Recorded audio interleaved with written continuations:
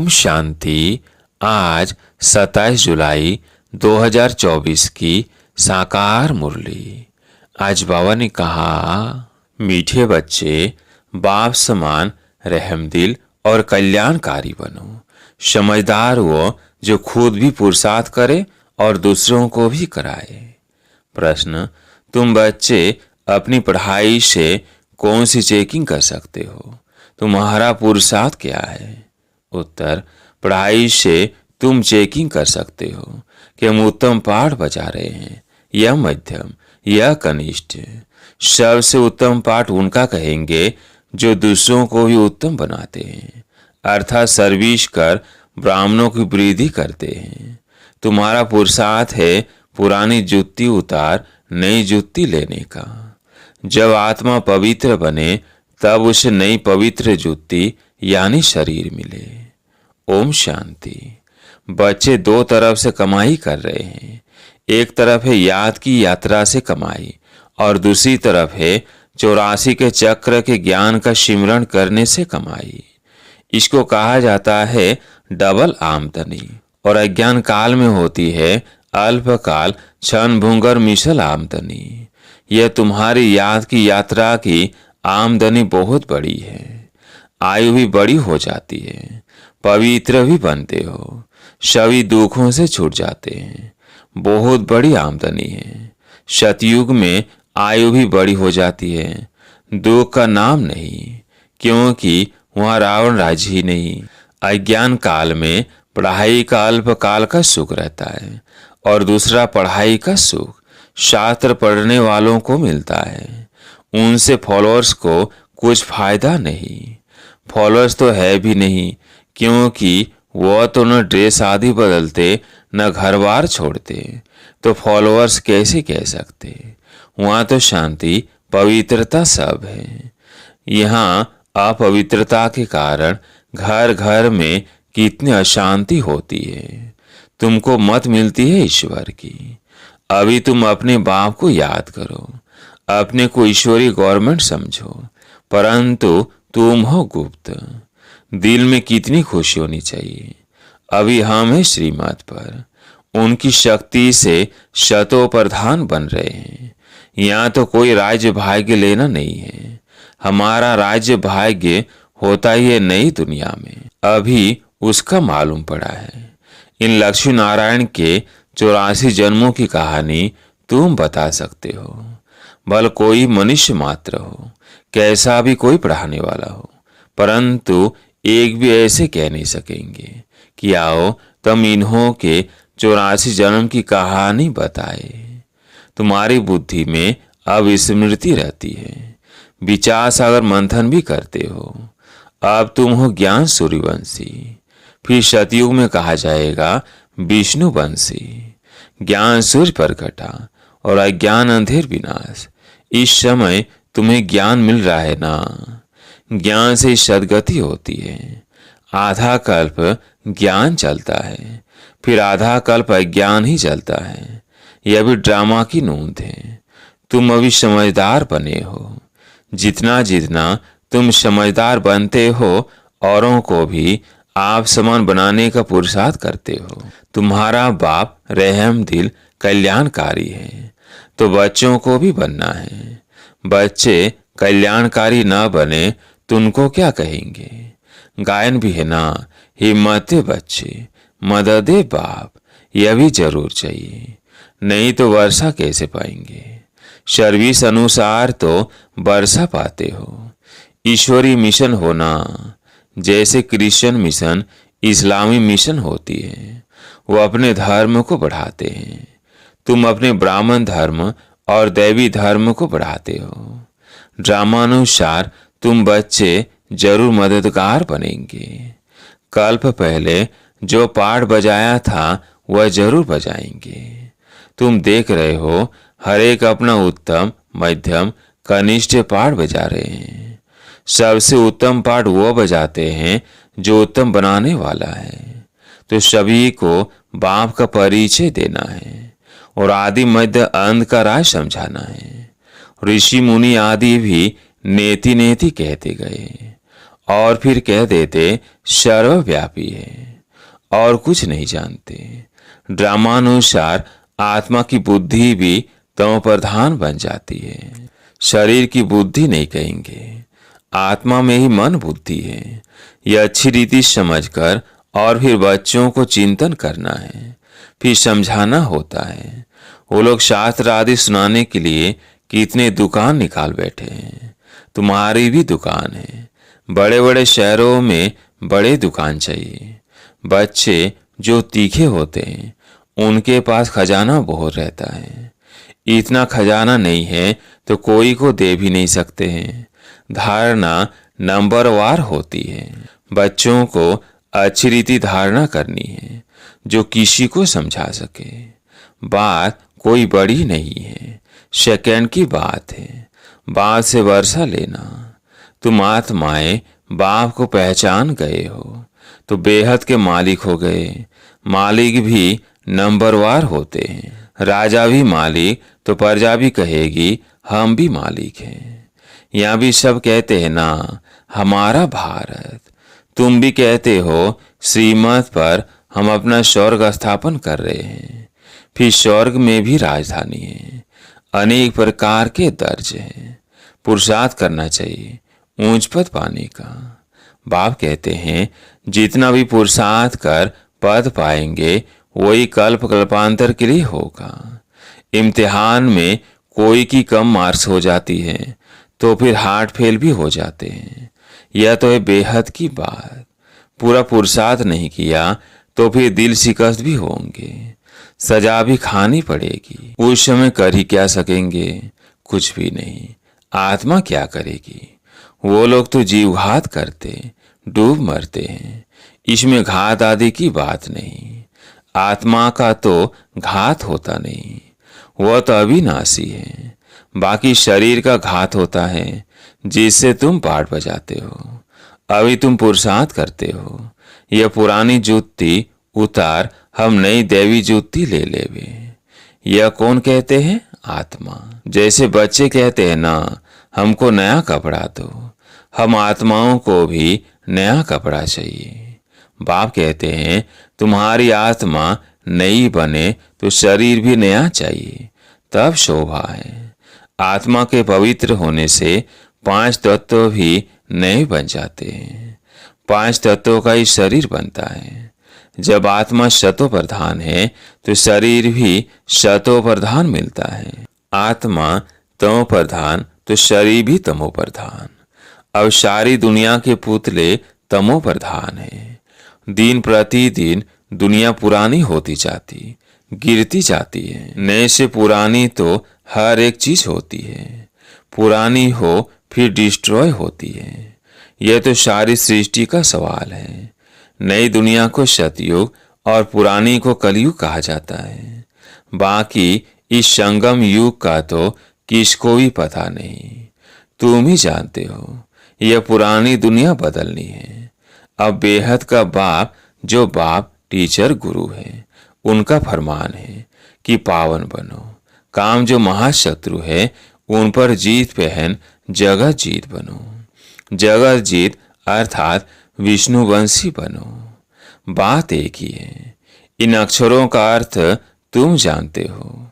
बच्चे जानते हैं हमको पढ़ाने वाला है बाप। पहले तो यह पक्का निश्चय चाहिए। बच्चा बड़ा होता है तो बाप को याद करना पड़े, फिर टीचर को, फिर गुरु को याद करना पड़े। भिन्न भिन्न समय पर तीनों को याद करेंगे। यहाँ तो तुमको तीनों ही इकट्ठे एक ही टाइम मिले हैं। बाप टीचर गुरु एक ही है। वो लोग तो वानप्रस्थ का भी अर्थ नहीं समझते। वानप्रस्थ में जाना है इसलिए समझते हैं गुरु करना चाहिए। 60 बरस के बाद गुरु करते हैं। यह कायदा अभी ही निकला है। बाप कहते हैं इनके बहुत जन्मों के अंत में वानप्रस्थ अवस्था में मैं इनका सदगुरु बनता हूँ। बावी कहते हैं 60 बरस बाद सदगुरु किया है, जबकि निर्वाण धाम जाने का समय है। बाप आते ही हैं सबको निर्वाण धाम में ले जाने। मुक्ति धाम जाकर फिर पाठ बजाने लिए आना है। वानप्रस्थ अवस्था तो बहुतों की होती है, फिर गुरु करते हैं। आजकल तो छोटा बच्चा हुआ उनको भी गुरु करा देते हैं, फिर गुरु को दक्षिणा मिल जाएगी। क्रिश्चियन लोग क्रिश्चियनाइज कराने गोद में जाकर देते हैं, परंतु वह कोई निर्वाण धाम में जाते नहीं। ये सब राजबाप समझाते हैं। ईश्वर का अंत तो ईश्वर ही बताएंगे। शुरू से लेकर बतलाते आए हैं, अपना अंत भी देते हैं और सृष्टि का ज्ञान भी देते हैं। ईश्वर खुद आकर आदि सनातन देव देवता अर्थात स्वर्ग की स्थापना करते हैं। इनका नाम भारत ही चलाता है। गीता में शिव श्री कृष्ण का नाम डाल कितना रोला कर दिया है। यह भी ड्रामा है, हार और जीत का खेल है। इसमें हार जीत कैसे होती है यह बाप बिगड़ तो कोई बता न सके। यह लक्ष्मी नारायण भी नहीं जानते कि हमको फिर हार खानी है। यह तो सिर्फ तुम ब्राह्मण ही जानते हो, शूद्र भी नहीं जानते। बाप ही आकर तुमको ब्राह्मण से देवता बनाते हैं। हमसो का अर्थ बिल्कुल अलग है, ओम का अर्थ अलग है। मनुष्य तो बिगड़ अर्थ जो आया वो कह देते हैं। अभी तुम जानते हो कि कैसे नीचे गिरते हैं फिर चढ़ते हैं। यह ज्ञान अभी तुम बच्चों को मिलता है। ड्रामा अनुसार फिर कल्प बाद बाप ही आकर बताएंगे। जो भी धर्म स्थापक है वो आकर फिर अपना धर्म अपने समय पर स्थापन करेंगे।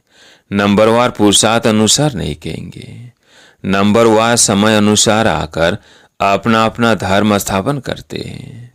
यह एक बाप ही समझाते हैं। मैं कैसे ब्राह्मण फिर सूर्यवंशी चंद्रवंशी डिनास्टी स्थापन करता हूँ। अभी तुम हो ज्ञान सूर्यवंशी जो फिर विष्णुवंशी बनते हो। अक्षर बड़ी खबरदारी से लिखने होते हैं जो कोई भूल न निकाले। अक्षर बड़ी खबरदारी से लिखने होते हैं जो कोई भूल न निकाले। तुम जानते हो यह ज्ञान का एक एक महावाक्य रतन हीरे हैं। बच्चों में समझाने की बहुत रिफाइनेस चाहिए। कोई अक्षर भूल से निकल जाए तो फट से राइट कर समझाना चाहिए। सबसे कड़ी भूल है बाप को भूलना। बाप फरमान करते हैं मामेकम याद करो, यह भूलना नहीं चाहिए। बाप कहते हैं तुम बहुत पुराने आशिक हो। तुम सब आशिकों का एक मासूक है। वह तो एक दो की शक्ल पर आशिक मासूक होते हैं। यहाँ तो मासूक है एक। वो एक कितने आशिकों को याद करेंगे। अनेकों को एक को याद करना तो सहज है, एक जैसे अनेकों को याद करेंगे। बाबा को कहते हैं बाबा हम आपको याद करते हैं, आप हमको याद करते हैं। अरे याद तुमको करना है पति से पावन होने के लिए। मैं थोड़ी पतित हूँ जो याद करूं। तुम्हारा काम है याद करना, क्योंकि पावन बनना है। जो जितना याद करते हैं और अच्छी रीति सर्विस भी करते हैं उनको धारणा होती है। याद की यात्रा बहुत डिफिकल्ट है, इसमें ही युद्ध चलती है।